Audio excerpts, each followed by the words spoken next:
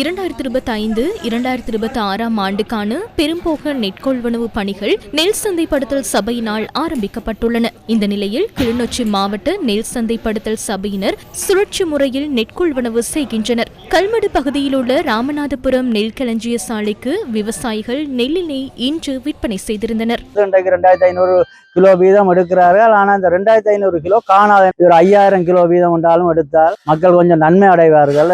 ஏற்றுக்கூலி காணாது. நெல்லின் விலைகள் நாடு 1 கிலோகிராம் 120 ஆகவும், சம்பா 1 கிலோகிராம் 130 ரூபாய்க்கும், கீரி சம்பா 1 கிலோகிராம் 140க்கும் கொள்வனவு செய்யப்படுகின்றது. கிளிநொச்சி மாவட்டத்தை பொறுத்தவரையில் 4 களஞ்சிய சாலைகள் திறக்கப்பட்டுள்ளது. ராமநாதபுரம், புளியம்பொக்குனை, கண்டாவளை, முழங்காவில் போன்ற களஞ்சிய சாலைகள் திறக்கப்பட்டுள்ளது. களஞ்சிய சாலைகளில் எப்போது நெல் வழங்க முடியும் என்பதனை எமது பிராந்திய காரியாலயத்தின் 021 20 60 913 என்ற எண்ணினூடாக தொடர்பு கொண்டு நெல்லினை விவசாயிகள் வழங்கக்கூடியதாக காணப்படும்.